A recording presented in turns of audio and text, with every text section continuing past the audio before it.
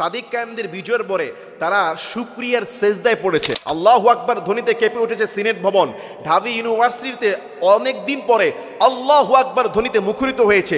যেই হিজাবকে নিয়ে বামপন্থীরা কটাক্ষ করেছে, সেই হিজাবিকে শুধু আল্লাহ বিজয় করেন নাই, সেই সিনেট ভবনে স্লোগান উঠেছে হিজাবি হিজাবি হিজাবি বলে। নির্বাচনের রাতে ভিসির সঙ্গে টেবিল চাপড়িয়ে আঙ্গুল উঠিয়ে একজন বেয়াদব ছাত্র থেকে আরো কঠিন জঘন্য আচরণ করা হয়েছে। এরা 4 বছরের অনার্স 20 বছরে শেষ করতে পারতেছে না। আমি বলবো বিশ্ববিদ্যালয়ের যে আপনারা সম্মানিত ভিসি স্যাররা, আপনারা আগের মতো ভয় পাবেন না। আপনারা সোজা হয়ে বসেন। এই সমস্ত 15-20 বছরে যারা অনার্স শেষ করতে পারে না, একটা লাথি মেরে এদেরকে ক্লাস 1-এ প্লেতে নামাইয়া দেন। ঢাবি বিশ্ববিদ্যালয়ের ইতিহাসে সর্বসেরা একজন ভিসি পেয়েছে, যিনি বলেছে যে নির্বাচনের ফলাফল নিয়ে কোনো মেকানিজম হবে না, যেটা ছাত্রছাত্রীরা ভোট দিবে সেই চূড়ান্ত রেজাল্ট ঘোষণা করতে হবে। ডাকসু নির্বাচনে সাদিক কায়েমদের জয় জয়কার। এই ভূমিদশ বিজয়ে গোটা বাংলাদেশ নয়, গোটা পৃথিবীর মানুষ উচ্ছ্বাসিত হয়েছে। আর এই নির্বাচনকে ঘিরে কেন এত টান টান উত্তেজনা ছিল?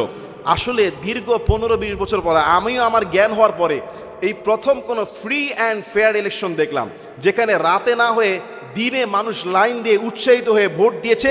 প্রত্যেক প্রার্থী তারা স্বাধীনভাবে প্রচারণা চালিয়েছে এবং শেষ পর্যন্ত লড়াই করেছে।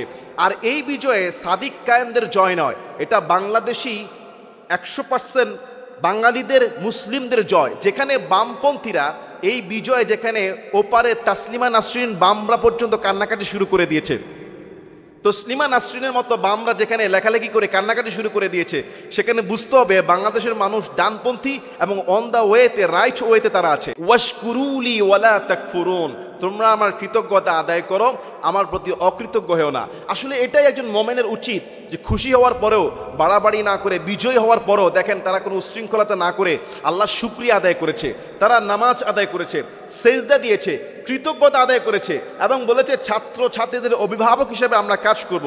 আর এই নিয়ামতের শুকরিয়ার ফলাফল কি হবে? আগামী দিনের জন্য বাংলাদেশের সুসংবাদ দেখতে পাচ্ছি আমি। লাইন শাকারতুম লাযীদান্নাকুম, যদি তোমরা আল্লাহ শুকরিয়া আদায় করো বিজয় দানের পরে বা যে কোনো নিয়ামতে, আল্লাহ তোমাদেরকে এই নিয়ামতকে আরো বাড়িয়ে দিবে। সুবহানাল্লাহ। আপনি কি দেখলেন? যোগসু নির্বাচন, জগন্নাথ ইউনিভার্সিটি না, জাহাঙ্গীরনগর ইউনিভার্সিটির নির্বাচনের আগের রাতের ভোট ব্যালট, সেটা কি তারা ছড়িয়ে নিচ্ছে। তখন একজন সাংবাদিক ভিডিও করলো, সেই ভিডিও ডিলিট করে দেওয়া হলো। তার মানে কি বোঝাতে চাচ্ছে? আসলে আগের রাতের যে ভোট হওয়া, এই সিস্টেম চলে গিয়েছে। আমাদের ইউনিভার্সিটির শিক্ষক থেকে শুরু করে বাংলাদেশের নতুন যে প্রশাসন, প্রত্যেকের একটা ইচ্ছা আকাঙ্ক্ষা যে আগামী দিনে স্বচ্ছ নির্বাচনে যোগ্য ব্যক্তিকে আমরা নির্বাচন করব। একটা সময় আমাদেরকে গিলানো হতো মুক্তিযুদ্ধের চেতনা, হাবিজাবি চেতনা গিলিয়ে এখন আর এই দেশের মানুষকে যে বিক্রি করা যাবে না। আজকে 15-20 বছর পরে তারুণ্যের নতুন ভোটাররা সিদ্ধান্ত নিচ্ছে যে আমরা এমন একজন ইমাম সমাজের নির্বাচিত করব, যে শুধু সমাজকে নেতৃত্ব দিবে না, সে হবে ভদ্র, নম্র এবং নামাজি, দিনদার, মুত্তাকি, ফরেজগার। আমি দেখেছি যে ডাকসু ইউনিভার্সিটিতে দল মত নির্বিশেষে প্রত্যেক মুসলমান এবং প্রত্যেক ইসলামিস্ট, প্রত্যেক আলেম ওলামাদের যে যে দল করুক না কেন, বর্তমানে যে সাদিক কায়েমদের যে প্যানেল, তারা এটাকে সমর্থন করেছে। কেননা তারা দেখেছে যে তুলনামূলকভাবে এই একটি মাত্র দল আছে যেখানে বাংলাদেশের এই সর্বোচ্চ শিক্ষা পাঠে এই দলটি আসলে রাজনৈতিক অস্থিতিশীলতা কমে যাবে এবং আশেপাশে যে চান্দাবাজি, যে আপনার টেন্ডারবাজি, যেভাবে আপনার এই হিরোইন, পাশে সৌরাদ্দি উদ্যানে গাজার আসর থেকে শুরু করে, এগুলি একমাত্র একটি সঠিক দল আসলেই কমানো সম্ভব। শিক্ষকদেরকে যে তোমাকে শিক্ষা দেয় তাকে সম্মান করার কথা বলা হয়েছে। আজকে যদি মাদ্রাসায় এই ঘটনা ঘটতো, কোনো শিক্ষকের সাথে যদি কোনো ছাত্র এভাবে বেয়াদবি করতো, কি হতো জানেন? আগে আধা ঘন্টা জালি বেত দিয়ে পিটিয়ে লাল করে ডাইরেক্ট বহিষ্কার করতো। প্রত্যেকটা মাদ্রাসায় শৃঙ্খলা আর আদবের কারণে কোনো ছাত্র এরকম বেয়াদবির দুঃসাহস দেখায় না। আমরা দেখেছি বিশ্ববিদ্যালয়ের একজন নারী শিক্ষিকা, যিনি আপনার টিএসসির যেই নির্বাচনী কেন্দ্র, সেখানে দায়িত্বে ছিল। আজকে দেখেন বামরামরা নারীদের অধিকারের কথা বলে, অথচ তারা কত কুরুচিপূর্ণ মন্তব্য করেছে ইউনিভার্সিটির একজন অধ্যাপিকার সম্পর্কে, লেকচারার সম্পর্কে।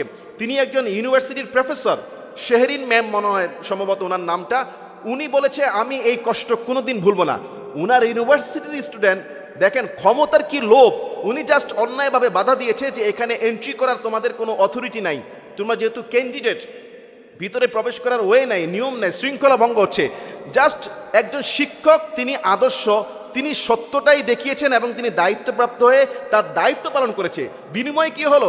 ক্ষমতা লোভীর জন্য যে সমস্ত বাম রামনা সারাদিন নারীর অধিকার করে কথা বলে, আর তারাই আজকে এই নারীদেরকে নিয়ে, একজন শুধু নারী না, তিনি একজন শিক্ষিকা, তিনি একজন শিক্ষক শিক্ষিকা কি পিতামাতার মতো, একজন শিক্ষক শিক্ষিকাকে তারা আঙ্গুল তুলে চাপিয়ে কথা বলছে এবং তাদেরকে কুরুচিপূর্ণ মন্তব্য করছে। শেষমেশ তাকে সেখান থেকে সরিয়ে নেওয়া হলো।